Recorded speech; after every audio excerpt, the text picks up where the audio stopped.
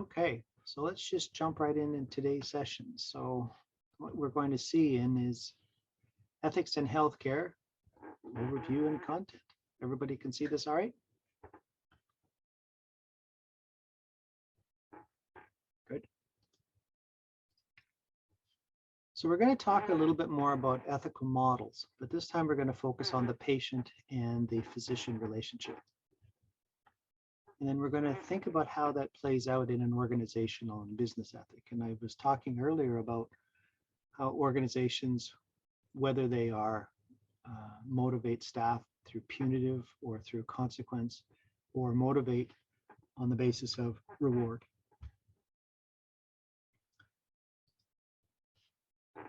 And we're going to look at understanding ethical models and how they impact our ability to make decisions, and how why organizations are impacted by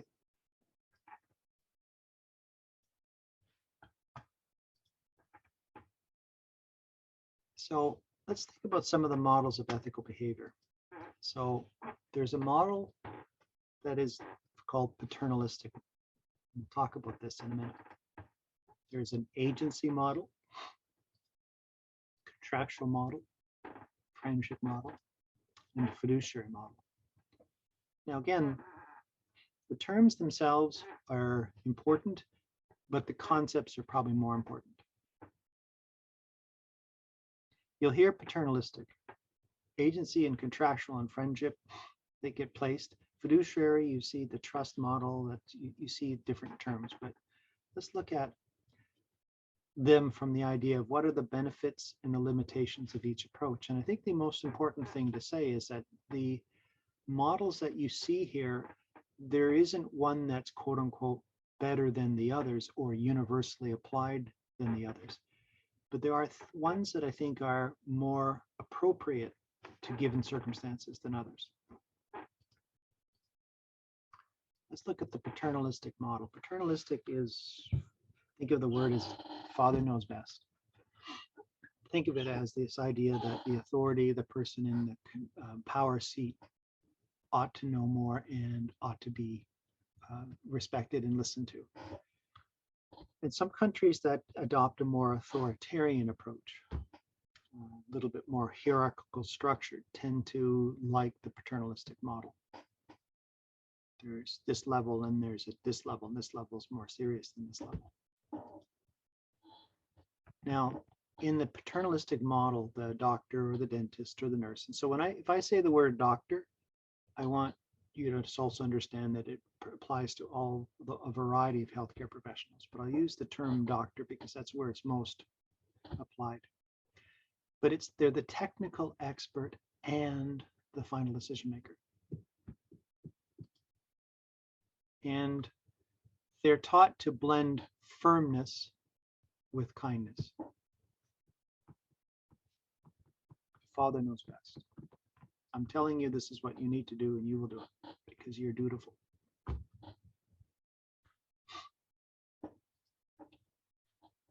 Now, the doctor is responsible for doing what's in the patient's best interest, but because they have a superior technical knowledge of the clinical needs, it's assumed that they know what's in their best interest more than what the patient knows. So what do you think the benefits or the limitations of this are? Who wants to sort of jump in and give me a benefit?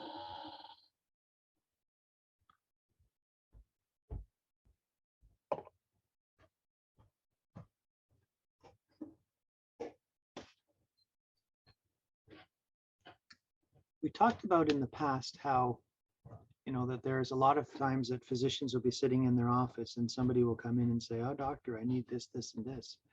And the doctor will say, no, I don't think that's the case.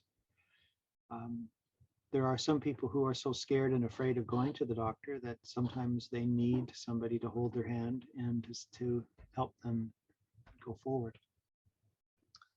The limitations of this approach is we saw it in a video a couple of weeks ago where we looked at people women in particular, who had a lump and they went under general anesthetic, and depending on what the physician felt was in their best interest, they either woke up with the lump taken out or the breast removed.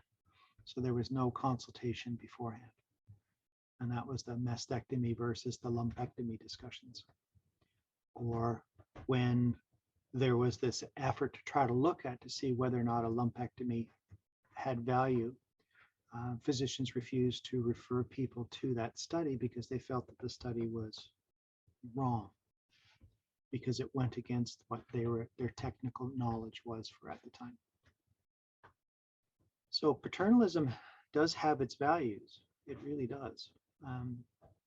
But also at the same time, it can be overused and abused. So the firmness of kindness, a physician says you need to take this vaccine. It's in your best interest. But people are not going to do it until they really feel the risk.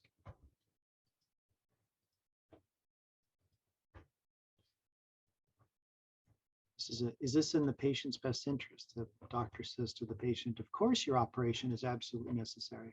Without it, I don't get a summer vacation.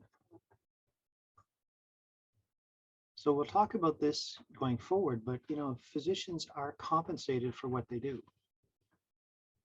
They're rarely ever paid in a fee-for-service world for things they don't do. So physicians at the same time have also been trained that when they do an intervention that doesn't work, they escalate and escalate and escalate. They're trained to escalate. It's not common for people to be trained to de-escalate.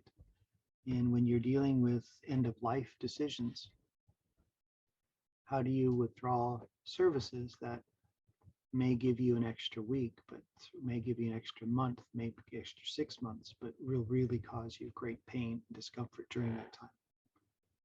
So now let's look at sort of the opposite, which is called the agency model. You ever heard of this? It's sort of the opposite of the model of patient and physician relationship. And the physician is the technical expert who does what the patient asks them to do. We saw the video a couple of weeks ago where the dentist was saying, a patient who had, perfectly fine teeth said to come in and said, remove all my teeth. Under the agency model, the physician would do it.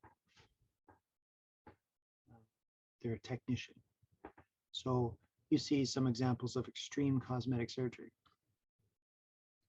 or prescribing drugs or doing what the patient or mother and father wants. I'll give you an example of, for those of you who know the artist named Michael Jackson, the music person.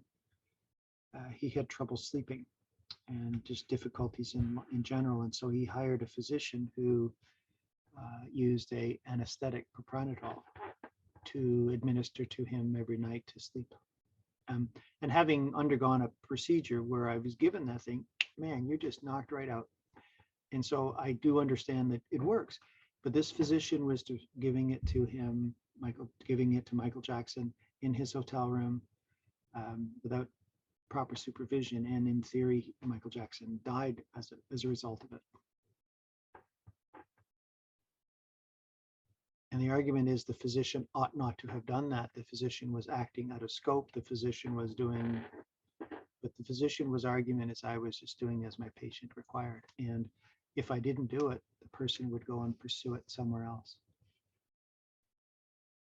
So to some degree, even this, when you think about the opioid addictions, or if you look at the people who are drug seeking and they set up safe injection sites,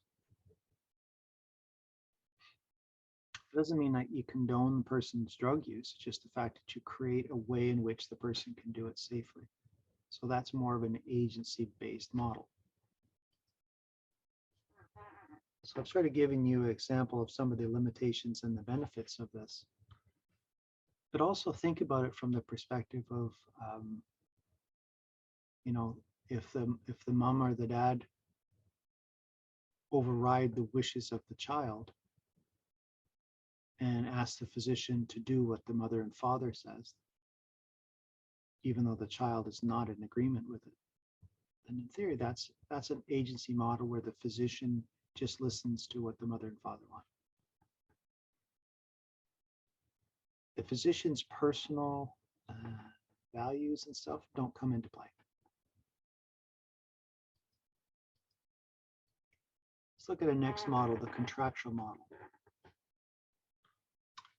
It's similar to the agency model, where the patient comes into the doctor and says, I'd like this, this, and this, and the physician can either determine whether they want to do it or not. So think of it as a service for hire. So going back onto that, the dentist that, decided not to remove the person's teeth. Yeah, you could do it, but not interested in it. The physician who was asked by Michael Jackson to administer a sleeping agent, the physician could have said no. But the physician agreed to the contract. There was no force or coercion implied. Physician, in this model, the patient asks for the service and the physician decides whether or not to do it.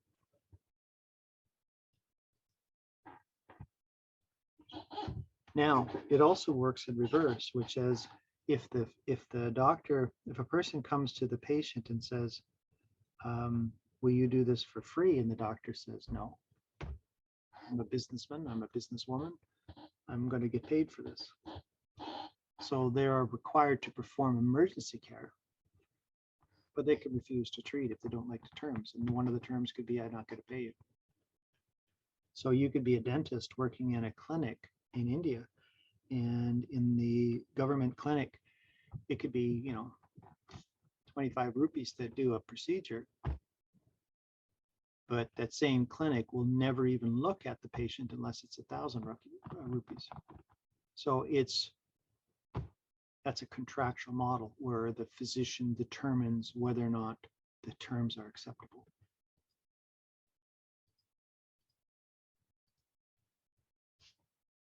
So doctor-patient interaction. Do you want to know what's wrong with you or just the dollar amount? So is that a contract?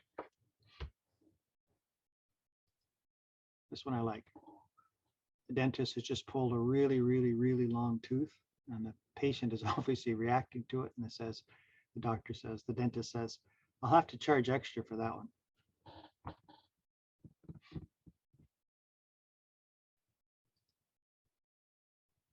Any questions so far? No, Professor. Let's look at the friendship model. The friendship model is like the paternalistic model, except the physician is soon to be taking a personal interest in the welfare of the patient. Okay. And the physician, rather than being kind of neutral, jumps in. Says, this is really in your best interest, et cetera, et cetera. Or this is not in your best interest. This is not something I would recommend to a friend. And you've heard some people say, if this were your mother, this was your father, this was your child, what would you do? And that's a friendship type discussion, because they're using the emotional bond between the parties to influence the patient decision. Now, that doesn't in any way mean that the physician is wrong to use it. Nowhere am I saying that the physician is wrong to use this. But I'm just giving you examples of how the healthcare system works in terms of different type of models. And it also works on the other side, which is, the patients come to the doctor and says, yeah, I know, but can you help me out? A couple extra pain pills.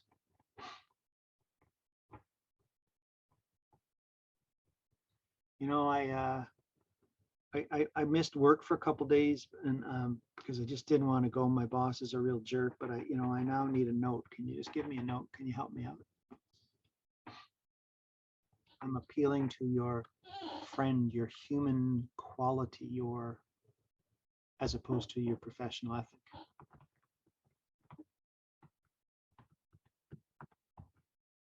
Can you help me out of this jam?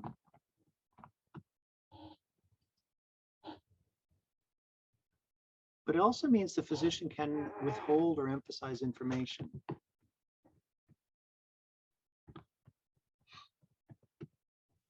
And that, again, places the physician in a, in a, in a position of power and influence. And they talk about how in the mental health world, where the therapist is in a therapeutic relationship, that people will naturally see them as being vested in them on a personal level. And sometimes that personal level, that transference, forms an attraction of sorts. This person really cares about me, so therefore they must really like me. So you can see how the problems play out.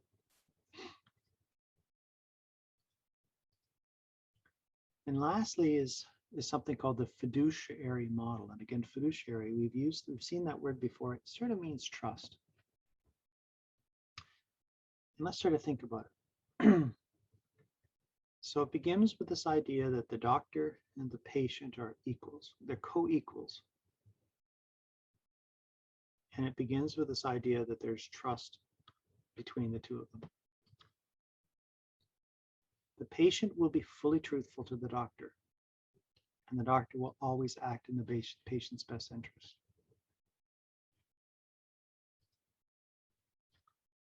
So here the doctor is the technical expert, and they have values and rights. And this includes not accepting certain things.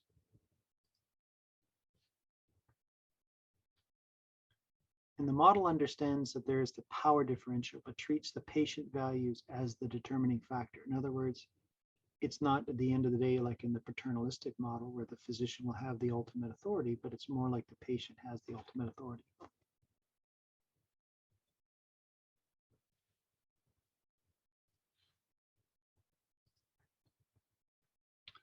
So when you've thought about these different models, what do you think?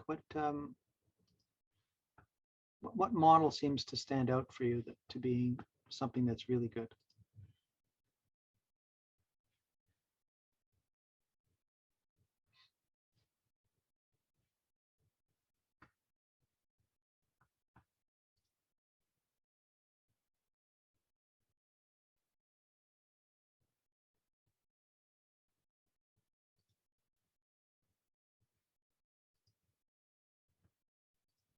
So let's think about in the agency model. Somebody says, I'm really worried about developing breast cancer. So I go to the surgeon and I say, give me a double mastectomy, please. Or they go to their physician and they say, listen, I'm wanted by the police for crimes that I've committed. I need you to alter my appearance in terms of cosmetic surgery so that I'm unrecognizable. And there are physicians and others who will do that.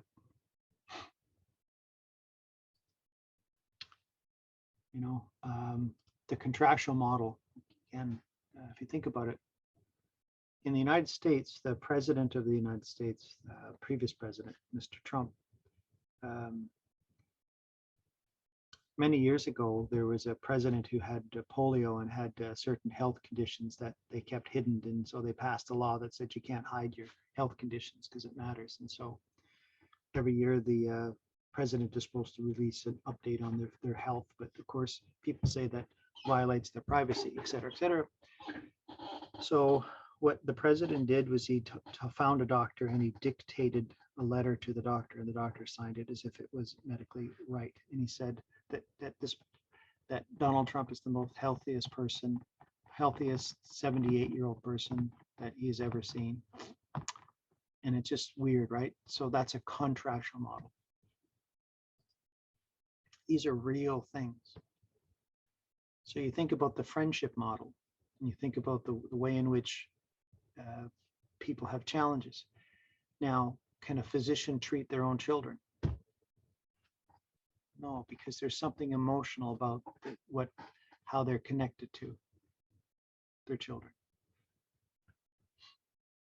And they can't treat their partner or their spouse.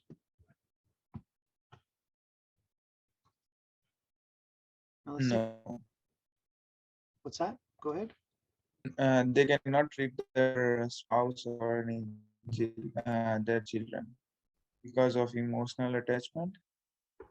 Yeah, because it's considered that they're not able to. Well, anyway, the point of it that the friendship model, we all know, however, that we've got friends that are doctors, or we think our doctor will help us out with a certain thing. You know, it's not uncommon. Here's a sort of an example of the last example I'll use is the fiduciary model. If you guys can give me any examples of where you think this is good or not so good. And I'll give you, well, maybe I'll jump in as you're thinking about something, but say, for example, a woman appears to a doctor's office and says, I'd like an abortion because I've found out that I'm having a child that is going to be a girl, and I don't want a girl. And for the purposes of sex selection. And say this physician is somebody who performs abortion. So under the contractual model or under the agency model, what would they decide to do? But under the fiduciary model, if the doctor does not believe this is a medically reason, in other words, the pregnancy is not being terminated for medical reasons, in other words, that the mother's health is not at jeopardy.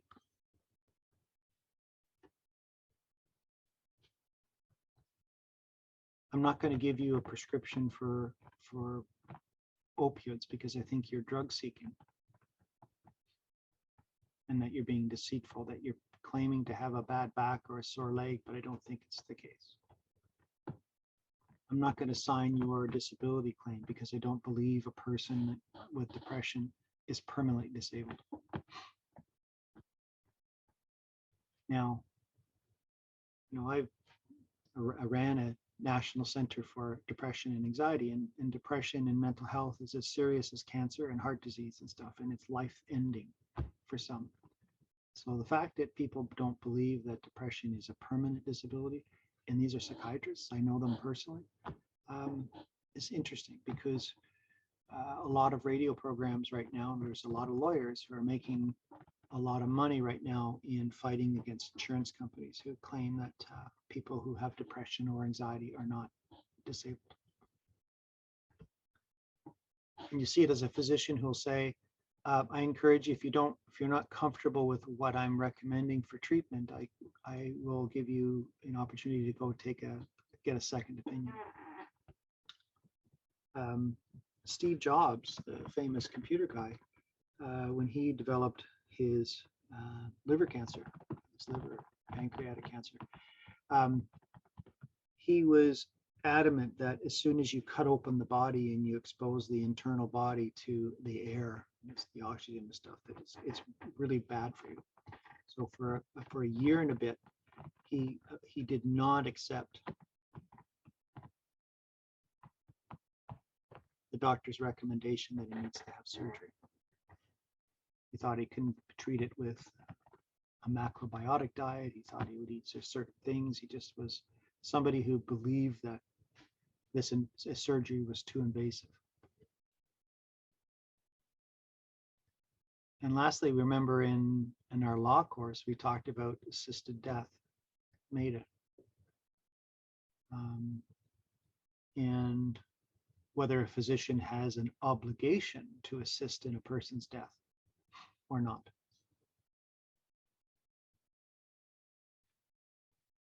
So then why do these models matter?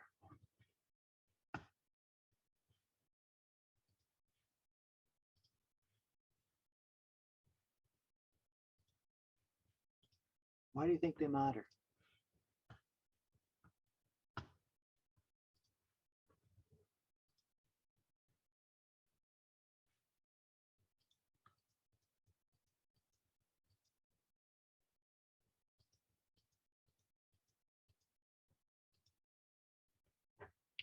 If you were to look at one of these models and say, I like this model more than the other model. What one appeals to you most?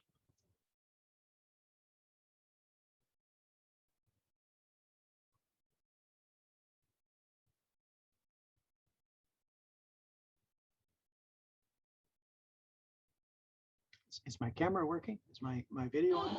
Hello, hello. Yes, Professor. I'm curious by why people are a little reluctant to talk. What's going on? Is this information, is it overwhelming, or is it too simple, or what's people, are they tired?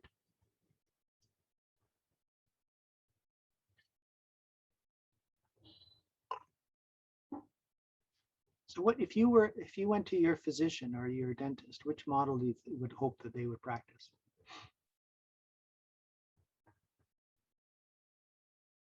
The medical model?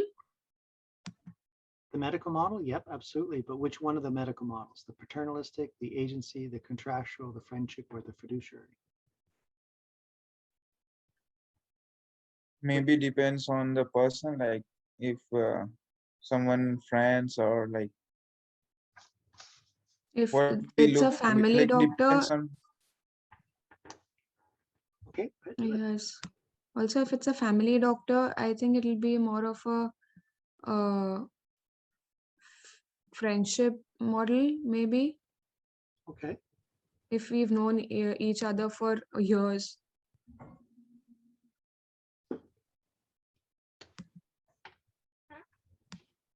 So friendship model for a general practitioner, but okay. So if it was a specialist that you didn't know, what would you like them to do? To what kind of model?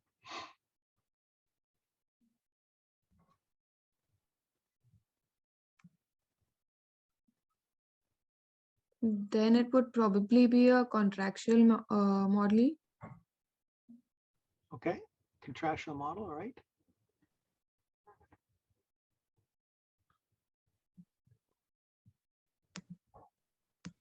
Why a contractual model? Why do you think the contractual model, why do you think it's better, or why do you think it would be practiced more?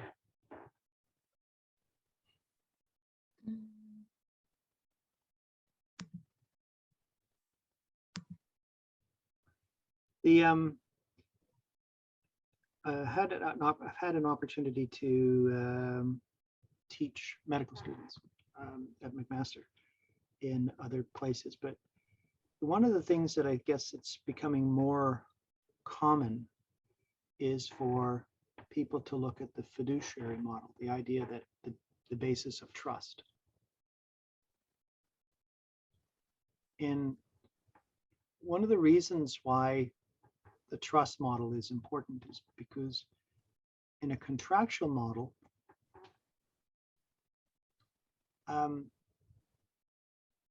both people are capable of knowing what they want.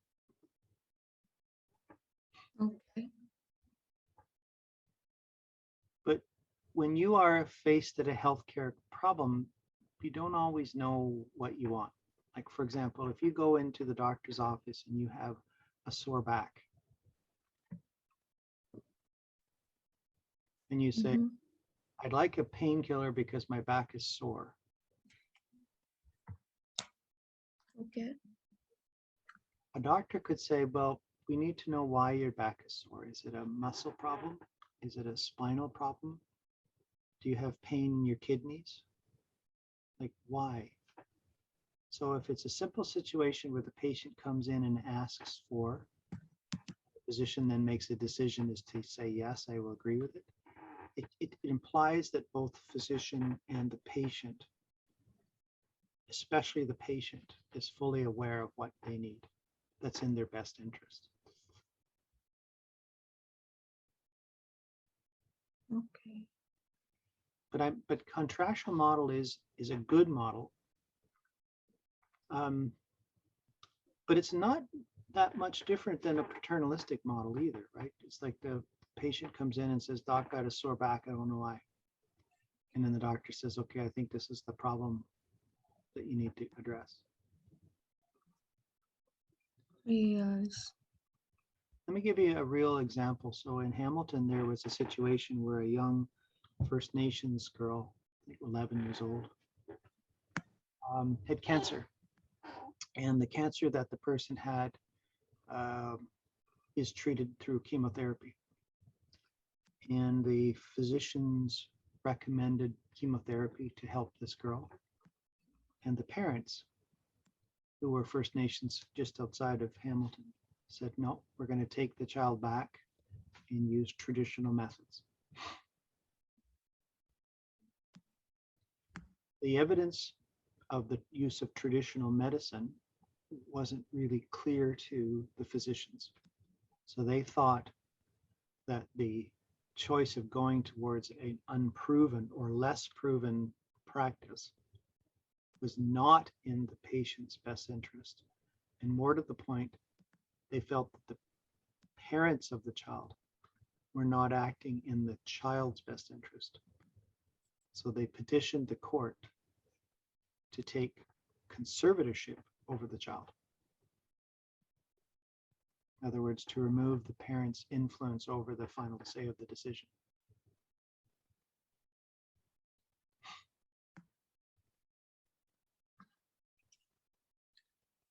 So what if, for example, a child was brought to a hospital and there was a standard treatment available and the parents decided that they don't want it? Instead, they're going to go home and they're going to pray. And that's how the disease is going to go away.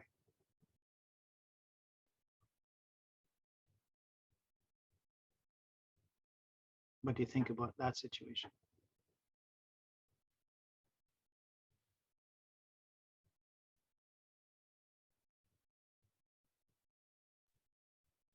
There's nothing we can do about it for that matter, because it's upon the it's also the patient's decision. Ruby, I absolutely appreciate your participation on that. And you're right, it is the patient's decision. But what if I, as a physician, determined that you as a patient aren't capable of making a good decision?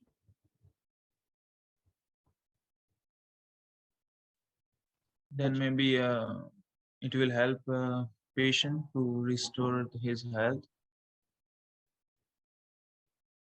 So, I mean, the doctrine of emergency care is that if you come into my hospital and you are sick and somewhat unconscious, you can't give consent. I mean, I'm not going to, if you are dying and lost consciousness, I'm not going to revive you to ask if I can do the procedures. Right? So to some degree, there is a paternalism that's in place. Right? And this is the point that I'm trying to make here, is the fact that these healthcare models are in place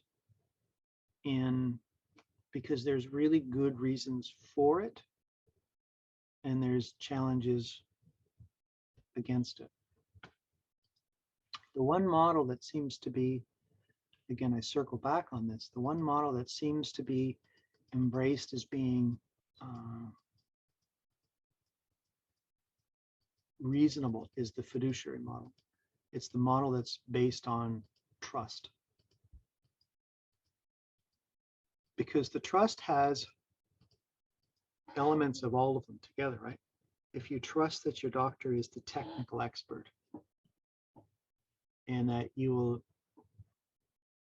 accept what they say, but at the same time, you know, if you are a patient and you're coming into the doctor and you're being not truthful, then under a contractual model, you can demand that the doctor do something that you don't think is in the best interest.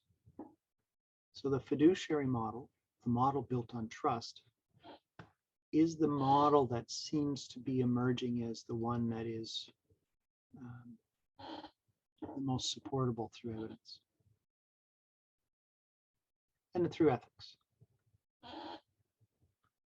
So there's not, you know, in theory, you can argue, well, but sure, but the fiduciary model is contractual, right? In other words, the patient says to the doctor, this is what's wrong with me, what do you think? And the doctor says, well, based on what I see, I'd like you to go to do this, will you accept it? And the patient says yes. So there's a contract, and then the physician does it and the patient pays. So, I mean, in the fiduciary model, there isn't exclusion of the friendship model, there's an exclusion of the contractual model, but there's just this idea that both come fully formed and able to make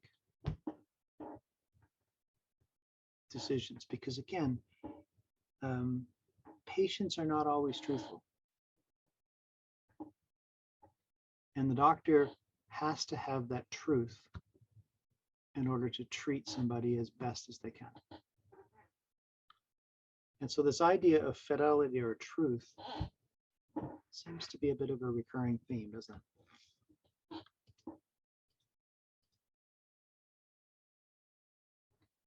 So let me just I'm going to share my screen, and then we're going to take a break.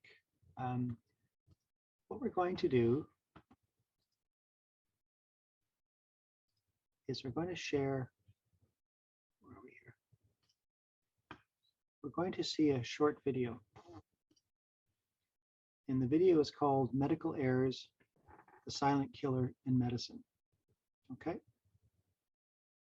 And it's going to talk a little bit about why these models are important for us to understand.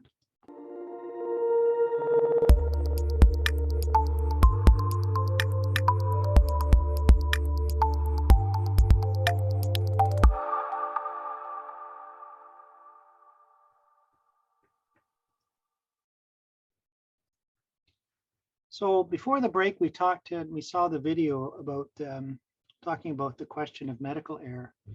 And the reason I introduced it was this idea of when you think about an ethical model of behavior, when you think about ethics going forward, ultimately your job as a clinician is to be trustworthy and truthful. But is that similar to the way in which we look at things with respect to when we're administrators or in positions of leadership? And so I'm going to show you another video that's going to be from a gentleman by the name of Simon Sinek. You've seen him before. And he's going to talk about the issue of trust. And I want you to sort of to embrace the ideas of it, and then we'll talk a little bit more about what it means to be trustworthy in a leadership role.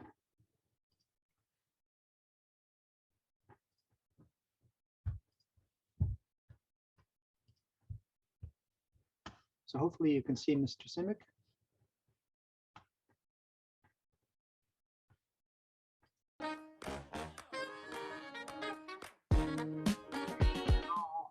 Okay. There's a man by the name of Captain William Swenson who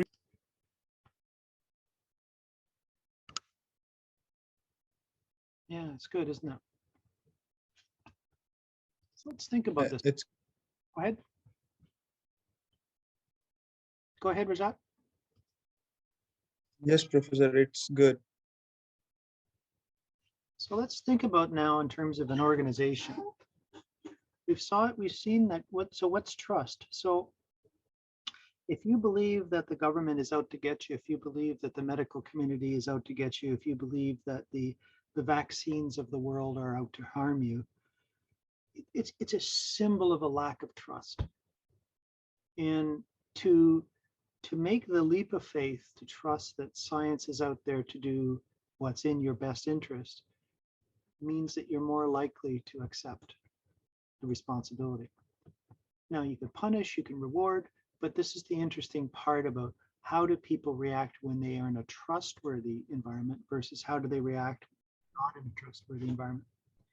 And even when you think about the physician models, you think about the fiduciary model, which is primarily based on trust, which is the physician is going to be truthful to you and tell you what they know and what they don't know. And the patient in return, because they feel it's in a safe environment, will also disclose. We'll let them know exactly what's going on. And I think when you have two people that are willing to have that trust, then suddenly you have transparency and you have accountability. And the same thing goes when you're looking at an organization. So transparency and accountability, you know, you can sort of say, what does success and failure look like in terms of your personal life or your professional life or in terms of your employers or your employer? I think Simon Sinek sort of talks a little bit about what does trust look like. So what does failure look like in terms of your professional life? What do you think, what have you seen in the past that sort of erodes your trust?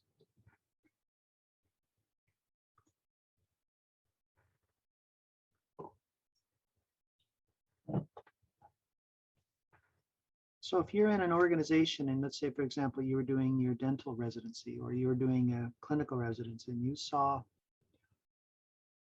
physicians cutting corners, you saw dentists cutting corners, you saw, and then when somebody raised an objection, the person who raised the objection was ostracized. It's a trust issue, isn't it? If you raise your hand in the middle of a class and say so-and-so is cheating, right? You know what'll happen. You'll no longer be part of the safe circle. You're now going to be kicked out. And you don't want to be ostracized because being in the safe circle is safe.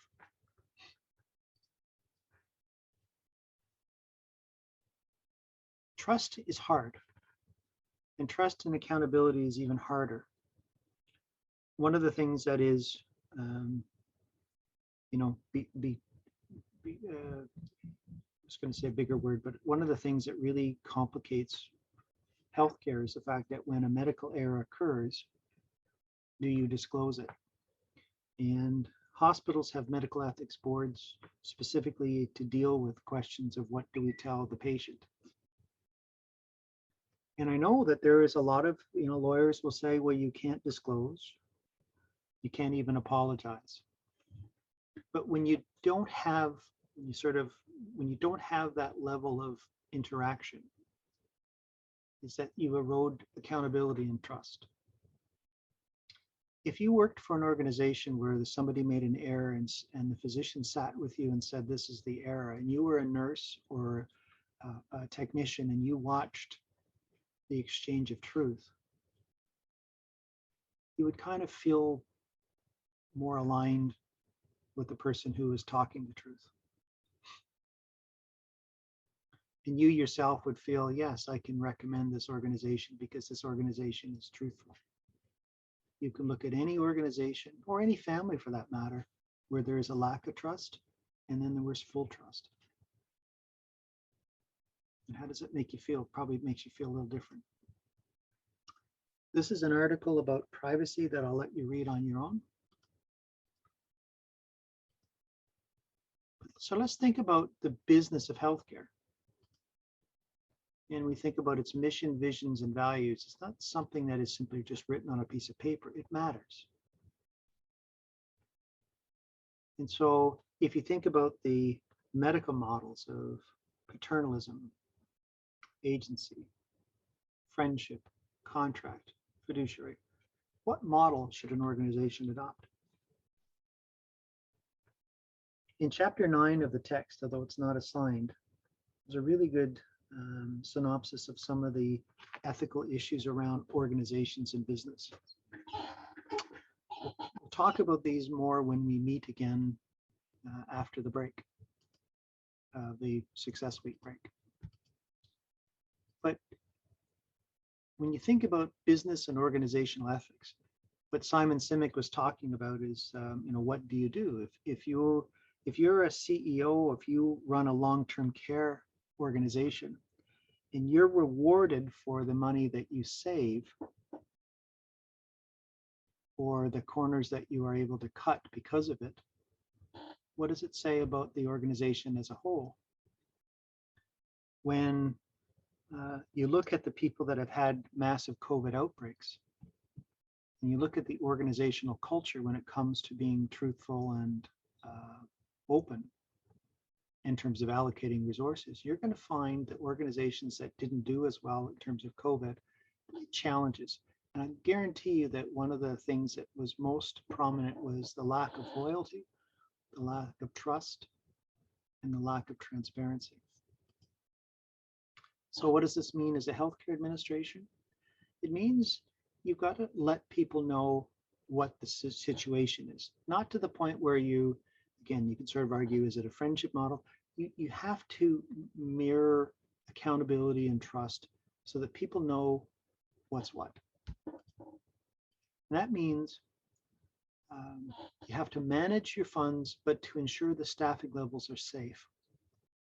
So if an organization, if you're working on a shift and you know that when somebody calls in sick, the organization will not replace because they're trying to save money, the people who are remaining in place, who are working, will be worked extra hard, and they'll do two things. They'll be mad at the staff member for calling in sick, but they'll be more angry with the organization that doesn't fill, because the organization is basically saying, I don't care.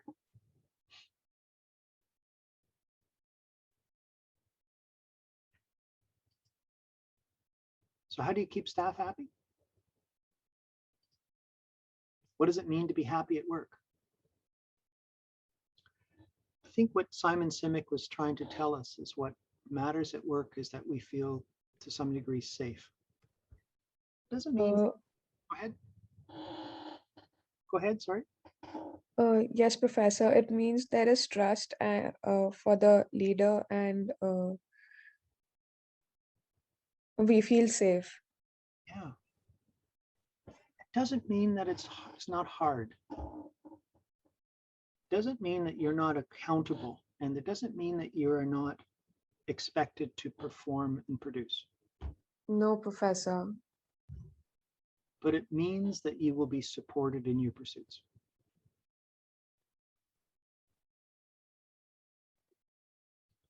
So what is happy at work? You know, I used to say to people, well, you know, a lot of people say, well, you know, I'm not happy at work. And I'm thinking, well, what is it about work that you don't like? And well, you make me do stuff I don't want to do. And I say, well, but they pay you for it. If it were all fun and games, then you can volunteer, right? So work in and of itself is you are exchanging it on a contractual model. You are saying, I am coming here to do a function. It's not me as a person, it's me as a function. But when you create a safe and trustworthy organization, I feel safe enough to give myself a little bit more than the minimum, because I know I'm not going to be harmed.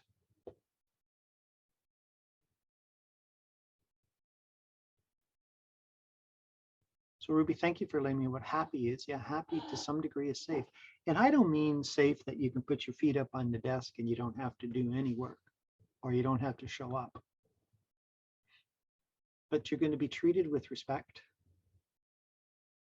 You're going to be treated predictably. And you're not going to be, somebody's not going to stand there and just kind of give you grief because they feel that that's motivating to you.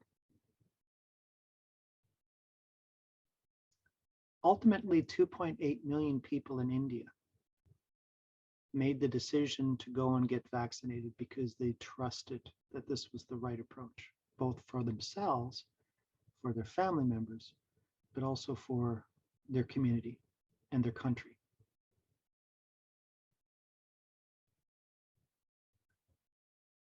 In Pakistan, when they decided that they were going to punish those who don't go, that kind of erodes the trust. And you'll see right now in the US, when you see people who are anti-maskers, people who are anti-vaxxers, they're angry. And the things that they say and the way that they say it implies that they don't trust. And is that wrong? No, but that's how you look at organizational culture.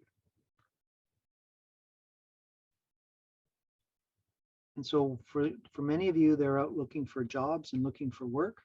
And you think, it's really hard to get into jobs and work. Well, it's because a lot of jobs are not available because the organizations that have those jobs treat employees really well, and employees aren't really interested in leaving.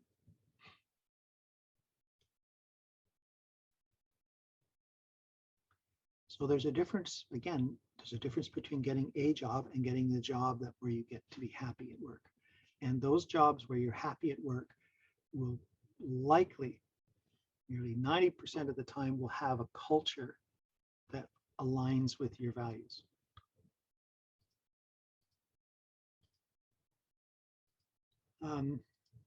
And so healthcare is a commodity, which means that I go to the doctor's office and the doctor expects to be paid for the work that they do.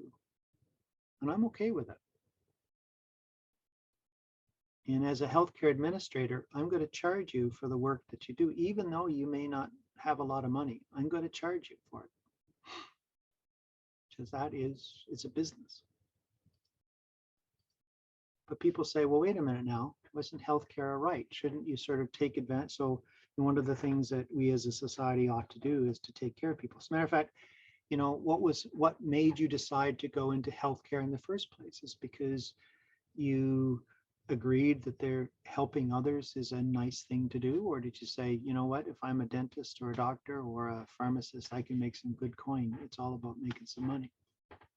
So health is a commodity, as health is a right.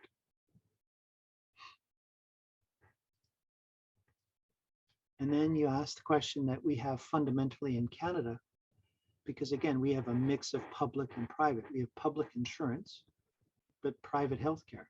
And at least 30% of all the money that's spent in Canada is done privately. And it's for profit. People are making money off this. So whenever you hear people say, oh, government cutbacks, well, the government has not cut back. Every year, the amount of money they put into the budget for healthcare goes up. It doesn't go back.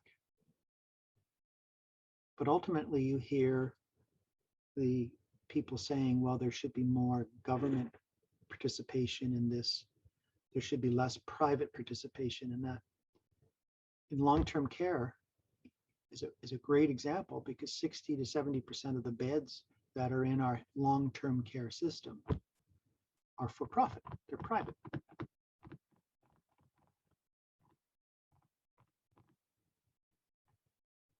So is healthcare a right? I don't know.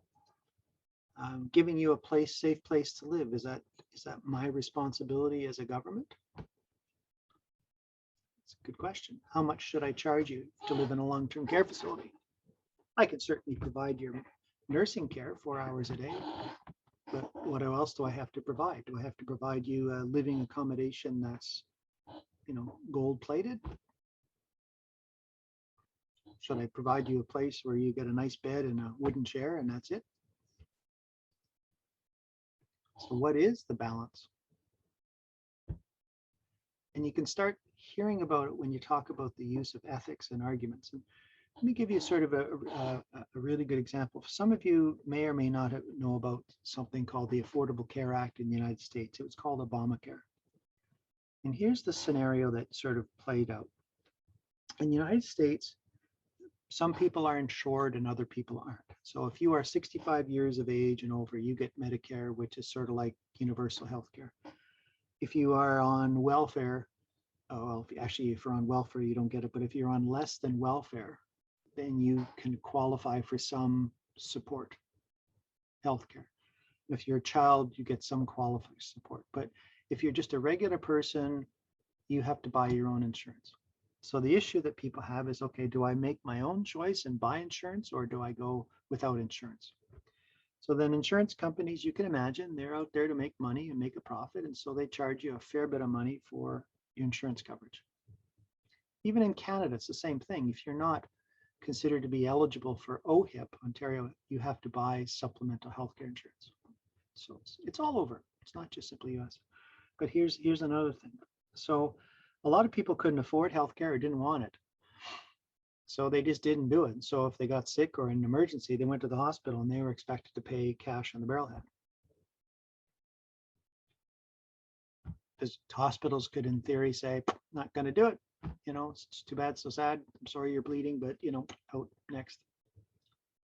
So many years ago, a president said, passed a law that said if you were in an emergency situation, a hospital cannot refuse to treat you. So that was the exception. So what happened is many hospitals, and I know because I did consulting with hospitals in the US, and they said, well, a patient was picked up in Boston, because I did some consulting work in the Boston area hospitals, and you know, the ambulance would phone around and say, we got a patient in the back unconscious and we need to, you know, can I bring him to your hospital? And they said, does he have insurance? And they say, I don't know. So people would say, okay, we'll bring him here.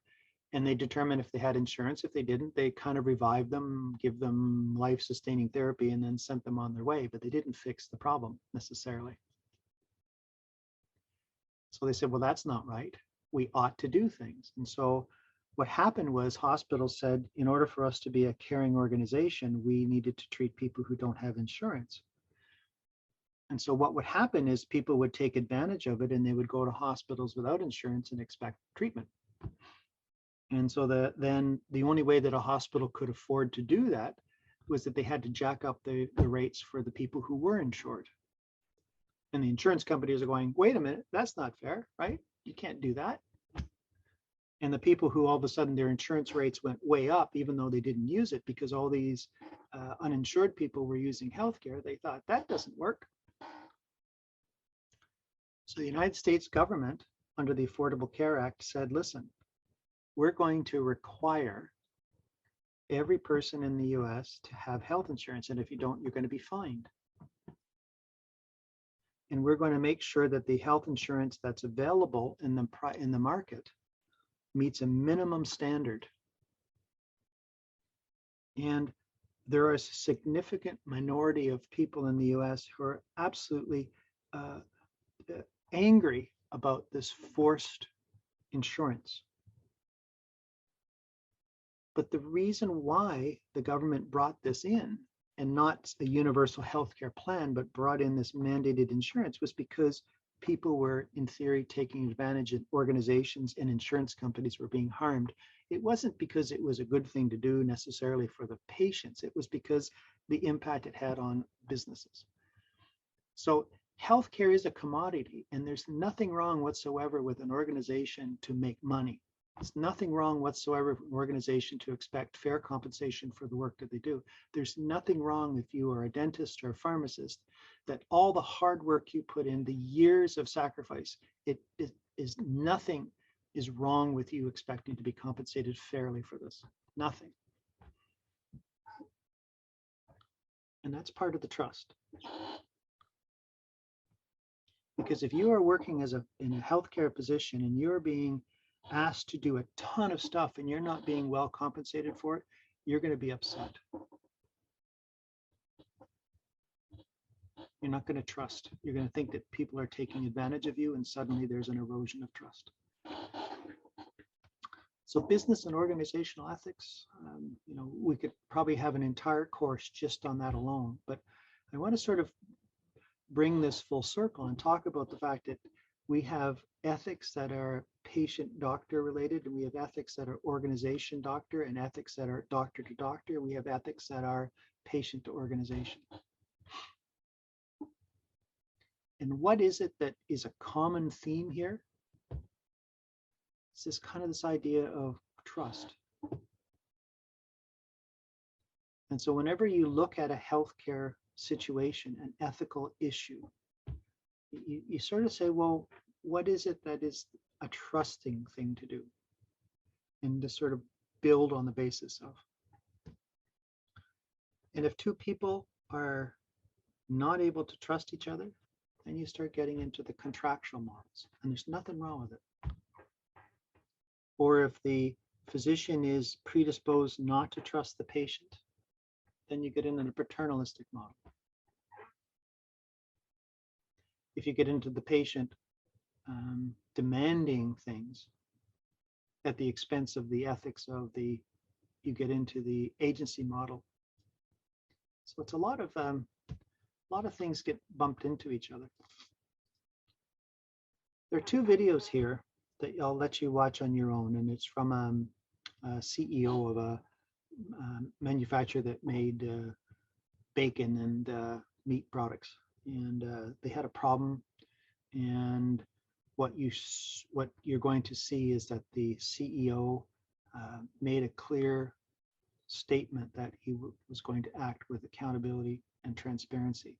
Just in other words, to act in ways that you can look and say that was trustworthy what he did, that I therefore believe, and therefore it's trustworthy. because you think in terms of even politics, whether you're a fan of President Modi or not, ultimately it boils down to a little bit about trust, isn't it? So what did we learn today? We learned ethical models. We learned how organizations, okay, sorry about that. And then we looked to see how, what's best for the organization, best for clinicians, for staff, for patient, and even for family members. So we're going to have Success Week next week, yay. And then we're going to look at the instructional plan, okay? So I'm going to stop share and I'm going to turn back to you and say it's 11:06 and now we're into the office hour time. And give you an opportunity to sort of talk about what you saw today. If you're comfortable with all the things that went on, then you can certainly leave, but I will give people now an opportunity to have a conversation with me about the stuff that we've talked about today. All right. So for those of you who are excited about the opportunity to leave, I wish you Sasri Akal and enjoy next week. For those who are interested in staying and chatting, I'm certainly going to be here for as long as you want to stay and chat. Okay. Thank you, Professor. Thank you, Professor. So Thank I you. will, good, thank you. So I'll close my eyes and so I won't see anybody leaving in case you're worried that you're going to insult me by leaving.